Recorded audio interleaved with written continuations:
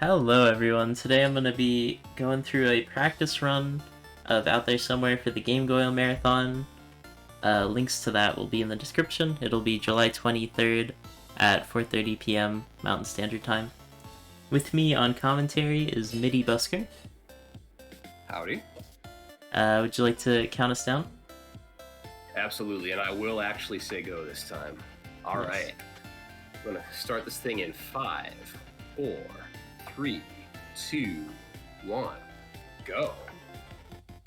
Welcome everybody, I'm MIDIBusker, and this is Chocolate Cake 5000 running Out There Somewhere, any percent in-game time. Never mind the fact that he just died, we do that on purpose because that gets us to the meat and potatoes of the game. 2D puzzle platformer, where our main character Yuri is chasing his arch nemesis Grigori on the hostile surface of Planet Unknown.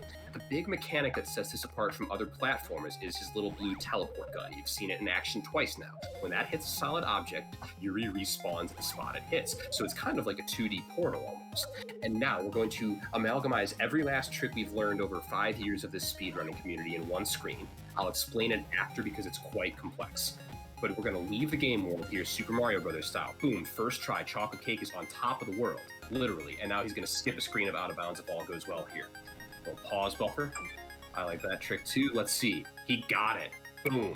Okay. So now let's talk in retrospect about what just happened. Conservation of momentum applies in this game world, meaning when the teleshot hits, if Yuri is rising, he will still be rising. If Yuri is falling, he'll still be falling. But something special it does is preserve Yuri's ground state. If he's standing on solid ground when the teleshot hits, he has a few frames after respawning where the game will let him jump. There is no double jumping Out There Somewhere, otherwise this game would be much easier. So anyway, using conservation of momentum and a bunch of super smooth, precise timing, we are able to fidget our way out of bounds. One other thing that makes a lot of this tougher, by the way, we're on top of the game world again because Chocolate Cake is a boss. And these are harder than they look because for a teleshot to actually spawn Yuri, he has to be more than a tile away from the thing he's aimed at. Otherwise, it would be super easy to just wall crawl everywhere. But you have to get far enough away each time, which means you have to position and rhythmize very well. I just invented a new word, Choco, rhythmize. All right, we're picking up a weapon here that we're going to use for the rest of the run. Just some light breaking and entering, don't worry about it. Into the secret basement vault. You know, I have one of those in my house. Anyway, those orange slug guys you see in the city are good guys. They're kind of our allies, and they've been imprisoned by Grigori. All of the gray putty things that we've come across are the bad guys. Before we had our weapon, we had to dodge them. Now we can fight them, but for this middle third of the game, it's still faster to just ignore them. So we're about to head underground, and there's no major skips or tricks here, just really good use of the game physics to execute smoothly.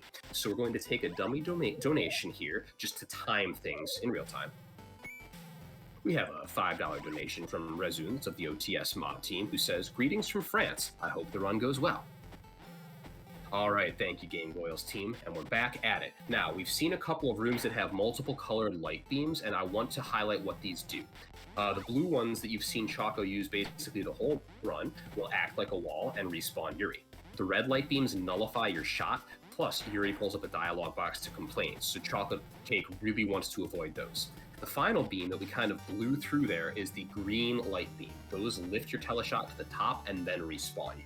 And there are some new fun physics abuses that we'll see right at the end of the run using those green beams. All right, we're in the tower, which is a precarious section of run here. That delicately placed shot allowed him to jump over the brute there. They're just shy of 2 tiles tall. How handy. Anyway, all this climbing may not look like much, but Chocolate Cake is having to use a bunch of these little physics exploits to do it as quickly as possible, in the process making it look like a piece of chocolate cake. Ew. 5,000. Doggone it. I won't do that in the marathon. Anyway, it's precarious because you notice we just went about 6 or 7 screens without hitting a computer checkpoint. Those are where we go when we die. So if Choco had died up until about 2 seconds ago, he would have been sent to the bottom of the tower. This room is super difficult casual, and the speed strat is basically the same as the casual strat, just with more careful placement. All right, so even though Grigori has enslaved this slug population, he got 3 of them to work security for him. Still don't know how that works. Chocolate Cake is about to talk to one. You'll see him open this gate on the left side of the screen, death warp though to not actually use it because it's faster. Rude, right? Anyway, this gate up here is what he actually opened that helps us to let us into the next security sector. There are 3 security sectors, thus 3 alien guards. But with physics abuse, we get to skip the 3rd guard in a moment. Alright, we're going to go down into the basement of Grigori's stronghold to meet guard number 2. And here I want to mention that this game is a great gateway speed game. If you're watching this marathon thinking, man, I would love to get into speedrunning, but I don't know where to start, consider out there somewhere. There's no RNG. Everything is on screen-based cycles, meaning you don't have to delicately time anything for 5 minutes later in the run. And you get Also all these $1. cool little tricks like that death warp you just... Also $1 on Steam. Absolutely. So Choco actually just made a really tight cycle, and I wish I had taken the time to give him credit for that. With that green beam on the toothy death elevator, that's good stuff. We're entering the final act of the game now, which the devs intended to be more combat intensive. You'll notice far more enemies per room. We don't fight all of them, but finally here we do have to engage a few. Alright, so now we're going to damage boost through a brute here. Chocolate Cake has to take damage from the shot, not the brute itself. Now, you just saw the first implementation of a green beam jump. He bonked there with his free jump, giving him just a few pixels of clearance over that lava lake. You also saw a damage boost off a ghost, the only enemy that accepts and respawns teleshots for Yuri. We just damage boosted off the top of a brute's head to skip yet more platforming, and now we're in a room where you really get to see the green beam jump in action. Second try is about as good as it gets. So with that free jump, he cleared the cap of the green beam, saving about 5 screen crosses. That saves a lot of time, that one. One more damage boost, and now Choco, Master of Time and Space, is going to briefly put himself on the ground so that he can skip the third alien guard. That saves like 20 seconds. Good stuff. Now, we're in the penultimate screen before we meet Grigori. Just a big open room with bats coming at you. So Metroid screw attack style, you bounce back and forth off the walls, ascending, hit that ground, and boom, we're in. Meet Grigori. He's got a hole in his stomach and one arm. Pretty cool character design. Also, he can apparate like Harry Potter, except we still fight him. Like, why wouldn't you just go to some other planet? I don't know. Final boss fight here. Well, on foot final boss fight. This is tougher than it looks. You have to have pretty much perfect rhythm here to get him to switch walls like this. Otherwise, he enters his attack cycle, which is pretty nuts. I always wish we should do donation incentives for like getting to fight the boss casually, you know, having a save file ready. Anyway, we took him down. Now we've got this light orb. We fix up our ship, and we are going to go and finish him off in space. I don't know how to beat him casually. What? I don't know how to beat him casually. Oh. Well, then maybe I shouldn't speak too soon. Anyway, Grigori's got like 2 seconds to live now. He gone.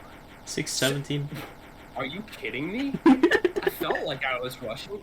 Okay, so Chocolate Cake did too good. I didn't even have a chance to fully explain the physics. Choco, I'll let you run this out. Alright, I'm gonna read the credits here. Grigori was defeated, and peace has returned to Planet Unknown. Mother Planet is also grateful, for it will be a long time until Grigori attacks again. Everyone is waiting to greet Yuri as their hero once more. But Yuri can't go back home, not yet. For Grigori is still out there somewhere. Boom.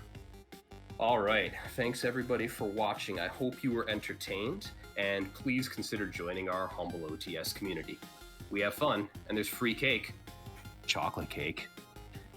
Couple of shoutouts here. Some names you saw in the credits there. Pedro and Amora, our studio mini-boss, who were the graphics team behind the smash hit Celeste. Pedro did the pixel art, Amora did the high-def art. You might also notice Maddie Thorson being tangentially involved with this project. So that partnership goes back to, I believe, 2014 is when they made this game? Yeah. Ogmo. And then... I love Ogmo. One... Oh, and Joachim Sandberg, who created Iconoclast, which is another game I speedran for a bit. Yeah.